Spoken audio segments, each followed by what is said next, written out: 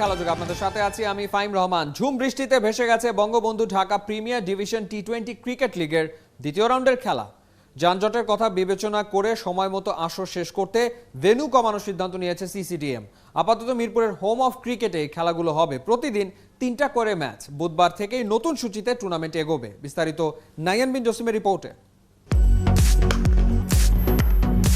Big star আর ঘরোয়া ক্রিকেটারদের জ্বলে ওঠা প্রথম দিনেই জমে উঠেছিল ঢাকা প্রিমিয়ার লিগের খেলা। করোনায় 1 বছর স্থগিত থাকা আসরের আলো জ্বলেছিল, কিন্তু আবারও সেই আঁধার কালো। মঙ্গলবার সকালেই 3 ঘন্টায় 85 মিলিমিটার বৃষ্টি। বিকেএসপিতে 2 ভেন্যুতে একরাশ জলরাশি। আগামী 4 দিনেও খেলা আয়োজন সম্ভব না। তবে কি আবারও থেমে যাবে ঢাকা লিগের চাকা? সিসিডিএম অবশ্য হাঁটছে বিকল্প রাস্তায়। মিরপুরের হোম অফ ক্রিকেটের ড্রেনেজ ব্যবস্থা ভালো। বৃষ্টির হানা না থাকলে আপাতত বুধবার থেকে শনিবার পর্যন্ত প্রতিদিন 3 শিফটে হবে 3টা করে ম্যাচ আয়োজন। দেখেন, আমাদের ইস্যু যেটা হয়েছে, যে পরিমাণের বৃষ্টি আমাদের হয়েছে এবং আজকে খেলাটা আমরা চালাতে পারিনি, এই কারণে লিগটা স্থগিত করে আমরা দেখেছি মিরপুরের ড্রেনেজটা ভালো। আগামী 4 দিন মিরপুরে আমরা 3টা করে খেলা পার ডে দিচ্ছি। তাহলে আপনার যেহেতু 3টা খেলা হবে, 6টা team will be involve per day, তাহলে 4 দিনে কিন্তু আমরা 2 রাউন্ড শেষ করে দিতে পারবো। মাত্র শ্রীলঙ্কার বিপক্ষে ওয়ানডে সিরিজ শেষ হলো। ক্রিকেটাররা আবারও বাবলে। জুন মাসের শেষে ন্যাশনাল টিমের জিম্বাবুয়ে সফর, ব্যস্ত শিডিউল, হাতেও সময় কম। তবু ক্রিকেটারদের আর্জি প্রিমিয়ার লিগের খেলাটা মাঠে থাকুক। টি20 ক্রিকেট, তাই একদিনে 2 ম্যাচ হলেও নাকি আপত্তি নেই কারো। I must thank all the players. The players have been very supportive, clubs have been very supportive, and I think এখানে ক্লাব, দেখেন আমি নিজেও ক্লাবের সাথে involved, so I also know very well. I think এখানে এভরিবডি ইজ গ্রেটফুল যে আমাদের board president Nazmul Papon MP, উনি যেরকমভাবে আমাদেরকে এই সাপোর্টটা দিয়েছে বোর্ড থেকে, বোর্ড যে সাপোর্টটা দিচ্ছে, I think everybody is very happy about it এবং সবাই খেলতেই চায়। বাবলে প্রায় 9 কোটি টাকা ব্যয় হচ্ছে প্রিমিয়ার লিগ ক্রিকেট। বৃষ্টি খরচা হয়তো আরো বাড়িয়েই দিল। তবু বিসিবি আর সিসিডিএম এর খেলা চালু রাখার সদিচ্ছা স্পষ্ট। প্রশংসাটা তাই তাদের প্রাপ্য। নাহিয়ান বিন জসিম, 71। কোচ, কর্মকর্তা, ক্রিকেটার, 3 পক্ষ, কারোর সাথে কারো নেই মধুর সম্পর্ক। দিনকে দিন বাড়ছে দূরত্ব। দেশের ক্রিকেটে এটাই রূঢ় বাস্তবতা। সম্পর্কের টানা পড়েন কখনো কখনো প্রকাশ্যে চলে আসছে। কখনো কখনো অধিনায়কের পরামর্শ কানে তুলছেন না কোচ, কখনো কর্তাদের দিক নির্দেশনা মানছেন না ক্রিকেটাররা, কখনো আবার নিজেদের সমস্যাগুলো তুলে ধরেও অফিসিয়ালদের কাছ থেকে সাড়া পাচ্ছেন না খেলোয়াড়রা। রিয়াসাত আজিমের রিপোর্ট।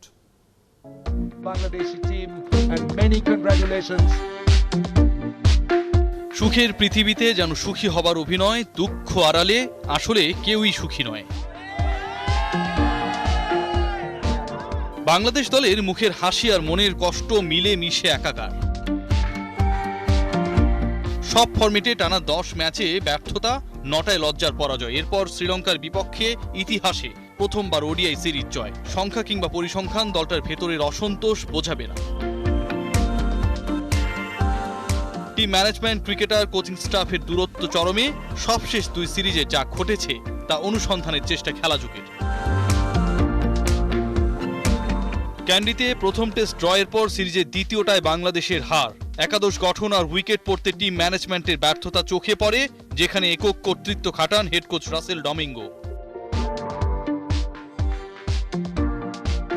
ম্যাচের আগের দিন উইকেটে ঘাস দেখে একাদশে পেসার বাড়ানোর পরিকল্পনা করা হয়, তবে ম্যাচটির উইকেট ছিল একেবারেই ন্যাড়া। টিম লিডার আর অধিনায়কের পেসার কমিয়ে স্পিনার বাড়ানোর অনুরোধ প্রত্যাখ্যান করেন south African head coach.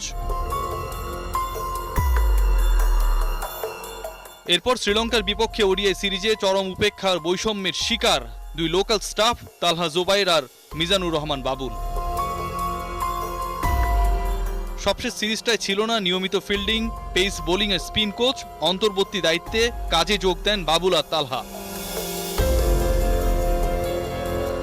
Local coach ইস্যুতে গুরুতর অভিযোগ বিদেশিদের ওপর। তাদের কাজে লাগাতে পরামর্শ গ্রহণে অনীহা হেড কোচের। দ্বিতীয় ওডিআই শেষে যা হয়েছে এক কথায় অনাকাঙ্ক্ষিত, বিব্রতকর। সিরিজ জয়ের পর টিম বাসে বিদেশি সাপোর্ট স্টাফদের জয়ের কৃতিত্ব দিতে উচ্চ কণ্ঠ ছিলেন ডমিঙ্গো। তবে লোকালদের নিয়ে কোনো কথা বলেননি হেড কোচ। পুরো ঘটনায় বিব্রত জাতীয় দলের ক্রিকেটাররাও। ব্যাটসম্যানদের শেখাতে স্পেশালিস্ট কোচের ভূমিকা প্রশ্নবিদ্ধ। লিটন, আফিফ, নাইম, মিঠুনদের মতো তরুণ ক্রিকেটাররা 16 আনা ব্যর্থ হয়েছে সবশেষ সিরিজগুলোয়। আলাদাভাবে জন লুইস কাজ করেননি কারো সাথেই, কখনো ব্যস্ত ছিলেন থ্রোডাউনে আর কখনো বা করিয়েছেন ফিল্ডিং প্র্যাকটিস। অভিযোগ, মাঠে বোর্ডের শীর্ষ কর্তার উপস্থিত থাকলে সক্রিয় হয়ে ওঠেন লুইস।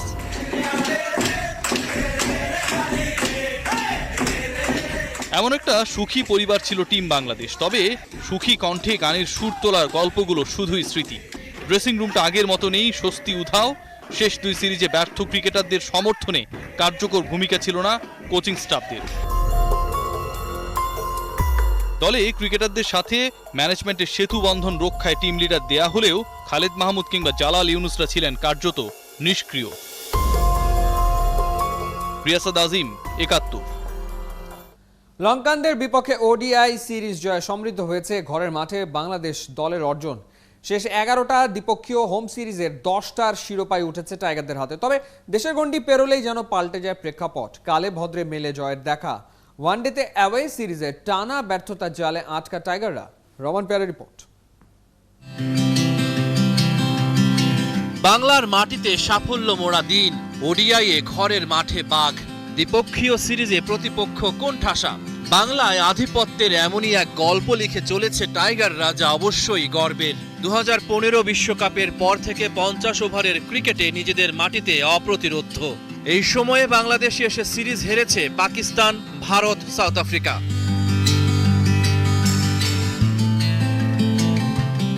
ওয়েস্ট ইন্ডিজ, জিম্বাবুয়ে আর শ্রীলঙ্কার মতো খর্বশক্তির দল পাত্তাই পায়নি। 15 বিশ্বকাপের পর ঘরে 11টা ওডিআই সিরিজ খেলেছে টাইগাররা।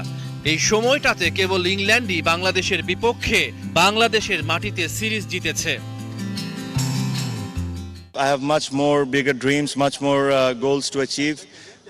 It feels good when I hear this kind of stuff. But as I told you, there's a lot of things that I want to achieve as individually and as a leader of this team. আলোয় ভরা এই অধ্যায়ের বিপরীতে আছে অন্ধকার। বিদেশের মাটিতে পায়ের নিচে মাটি খুঁজে পায় না। যে দলটা ভারত, পাকিস্তানের মতো পরাশক্তিকে খাদে ফেলে দেয়, সে দলটাই নিউজিল্যান্ড, শ্রীলঙ্কার মাটিতে খাবি খায়। ঘরের বাইরে ধূসর ধুলো জমার সময়ে কেবল ক্যারিবিয়ানদের বিপক্ষেই সাফল্য আছে। 2019-এর পর অ্যাওয়ে সিরিজে টানা 9টা ম্যাচ হেরেছে বাংলাদেশ দল।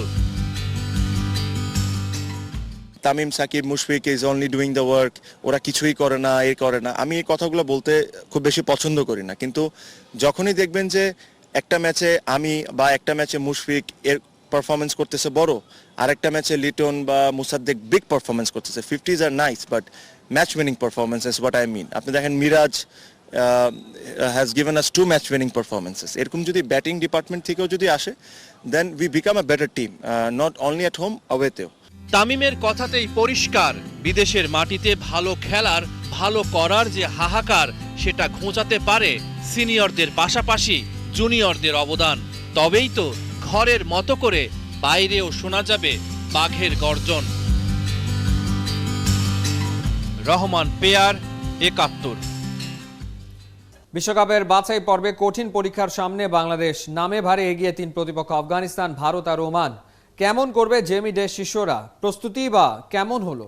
ঠিক কি কৌশলে খেললে পয়েন্ট পাওয়ার সম্ভাবনা আছে বাংলাদেশের? দেশের স্বনামধন্য ফুটবল কোচদের সাথে কথা বলে জানার চেষ্টা করেছেন অর্ণব বাপি।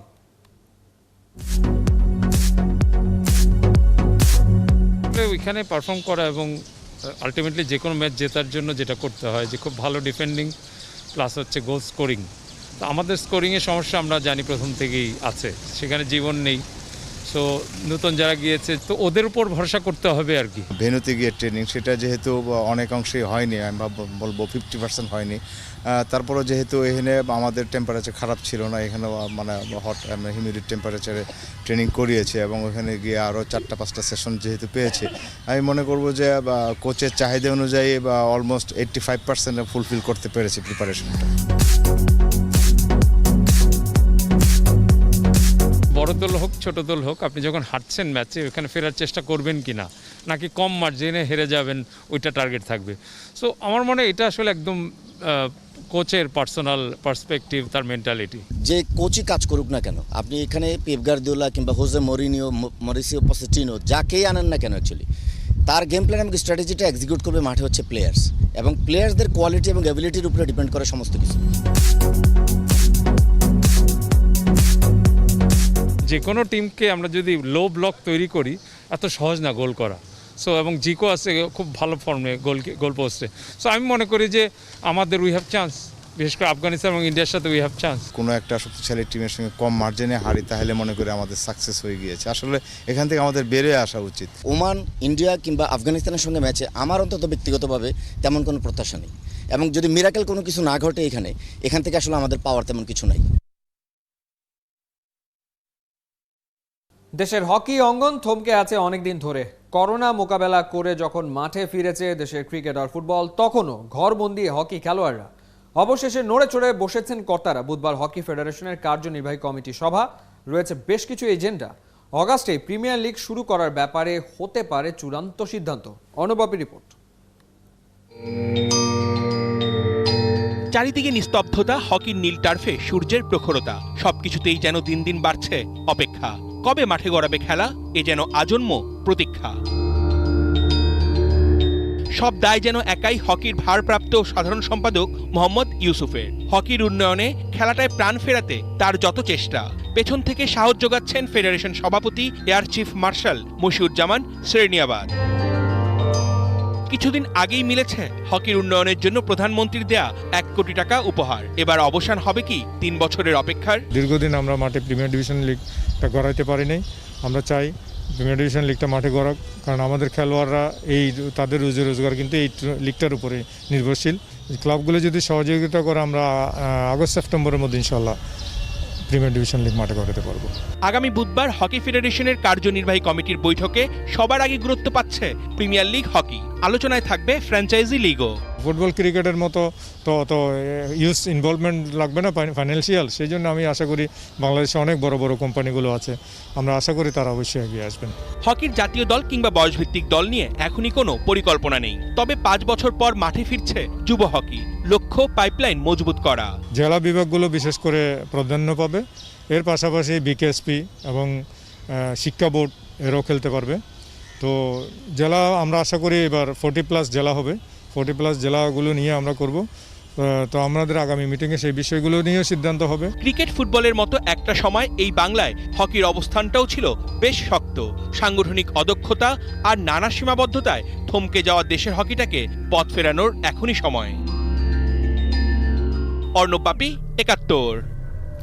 এই ছিল এই মুহূর্তের খেলাযোগে সরাসরি সংবাদ অনুষ্ঠান। দেখতে থাকুন ৭১-এর ফেসবুক পেজ এবং সাবস্ক্রাইব করুন ৭১-এর ইউটিউব চ্যানেল। প্রতি মুহূর্তে আমরা জানাচ্ছি করোনা সব শেষ, ভয় নয়, সচেতনতাই জয়।